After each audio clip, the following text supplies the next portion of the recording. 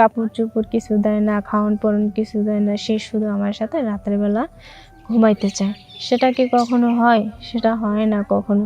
আমি চাই যে ঠিক আছে, আমার স্বামী আছে, আমার স্বামী আমাকে খাওয়ান পোশাক বরণ পোশাক যা আছে সব দেব, কিন্তু তার সঙ্গে আমি সব কিছু করবো, কিন্তু আমি অন্য কোনো পুরুষের সঙ্গে কেন করতে যাব?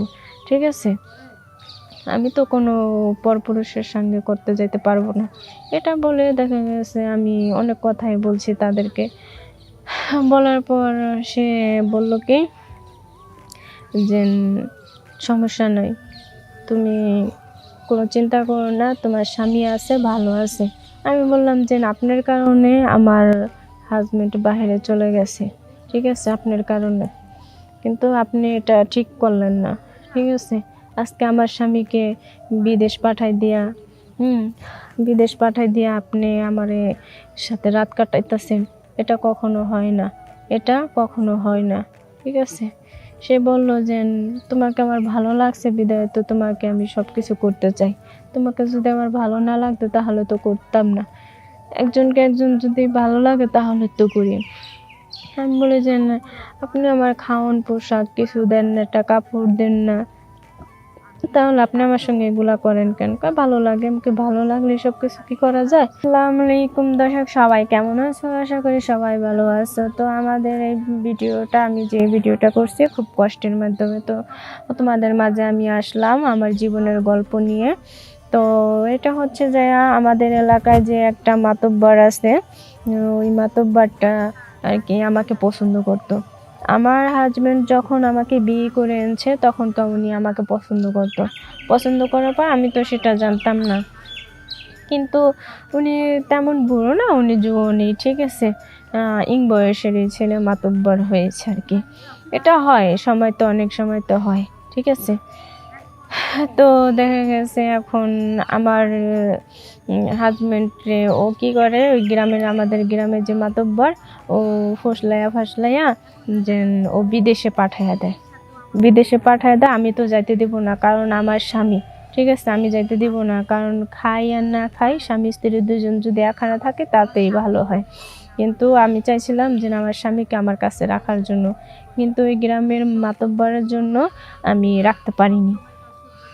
তারপর গ্রামের মাতব্বর কি করলো, যে যেমনি হোক করে, মানে মাতব্বরের টাকা পয়সা যেখানে যা লাগে সব দিছে, কিন্তু আমার ওদের কোনো টাকা পয়সা লাগে নাই। আর দেওয়ার কারণ হচ্ছে ওই যে ও আমাকে যে ভালোবাসে, ও আমাকে করতে পারবে, মানে আমার সাথে রাত কাটাতে পারবে, এজন্য, নাই তো দিত না। দেখা গেছে এক পর্যায়ে ও তারপরে সব কিছু দিল, দেওয়ার পর ও বাহিরে চলে যাওয়ার পর ও আমাকে মানে একদিন আয়সা বলে, ভাবি তোমাকে আমার পছন্দ হয়েছে। আমি এটা কি বলো দপ, তোমার কি এটা মাথা খারাপ হয়েছে? আমি তো একবারের বউ, তুমি আমাকে কিভাবে পছন্দ করো? সে বলে যে না, আমি তোমাকে পছন্দ করি। আমি বললাম যে না, সেটা হয় না, ঠিক আছে, সেটা কখনো হয় না, আমি তোমাকে ভালোবাসি না। আমি বললাম এটা। সে বললো যে না ঠিক আছে, কোনো সমস্যা না, আমি তোমাকে ভালোবাসি, আমি তোমাকে বিয়ে করব। আমি বললাম না না, সেটা কখনো হয় না, আমি এটা কাজ করতে পারবো না। তারপরে দেখা গেছে সে একদিন মানে হঠাৎ করে রাত্রের বেলা আর কি প্রচুর বৃষ্টি আসার পর মানে উনি রাস্তা দিয়ে যাইতেছে, তারপরে উনি আর কি আমাদের বাসায় আর কি ঢুকছে, ঠিক আছে। ঢোকার পরে উনি আর কি বাসায় ঢুকে পড়ছে, তারপরে এখন আর বের হয় না। আমি বলতেছি কি, দেখেন অনেক রাত হয়ে গেছে, এখন আপনি বাসায় যাবেন না? সে বলে কি যে না, যাব না। কেন যাব না? তোমার কাছে আজকে রাত থাকবো। আমাকে এটা কি হয় কখনো? সে আমার কাপড় চোপড় কিছু দেয় না, খাওয়ান পরান কিছু দেয় না, সে শুধু আমার সাথে রাতের বেলা ঘুমাইতে চায়। সেটা কি কখনো হয়? সেটা হয় না কখনো। আমি চাই যে ঠিক আছে, আমার স্বামী আছে, আমার স্বামী আমাকে খাওয়ান পোশাক বরণ পোশাক যা আছে সব দেব, কিন্তু তার সঙ্গে আমি সব কিছু করবো, কিন্তু আমি অন্য কোনো পুরুষের সঙ্গে কেন করতে যাব? ঠিক আছে, আমি তো কোনো পরপুরুষের সঙ্গে করতে যেতে পারবো না। এটা বলে দেখা গেছে আমি অনেক কথাই বলছি তাদেরকে। বলার পর সে বলল কি যে সমস্যা নাই, তুমি কোনো চিন্তা করো না, তোমার স্বামী আছে, ভালো আছে। আমি বললাম যে আপনার কারণে আমার হাজবেন্ড বাইরে চলে গেছে, ঠিক আছে, আপনার কারণে, কিন্তু আপনি এটা ঠিক করলেন না, ঠিক আছে। আজকে আমার স্বামীকে বিদেশ পাঠাই দিয়া, হুম, বিদেশ পাঠাই দিয়া আপনি আমার সাথে রাত কাটাইতেছেন, এটা কখনো হয় না, এটা কখনো হয় না, ঠিক আছে। সে বলল যে তোমাকে আমার ভালো লাগছে বিদায় তো তোমাকে আমি সব কিছু করতে চাই, তোমাকে যদি আমার ভালো না লাগতো তাহলে তো করতাম না, একজনকে একজন যদি ভালো লাগে তাহলে তো করি।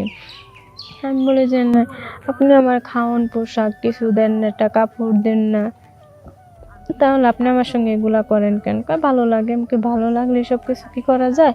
করা যায় না। আমার দরকার নাই, আমার স্বামীরে যেভাবে বিদেশ পাঠাইছেন এভাবে আমার স্বামীকে এনে দেন, ঠিক আছে। মেম্বার বলল যে না আমি এনে দেব না, তোমার স্বামীর তুমি যদি বেশি বাড়াবাড়ি করো তোমার স্বামীর কিন্তু আমি করে ফেলাবো, ঠিক আছে, খুন করে ফেলাবো। না আমি বলছি যে কেন আমার স্বামীকে খুন করবেন কেন?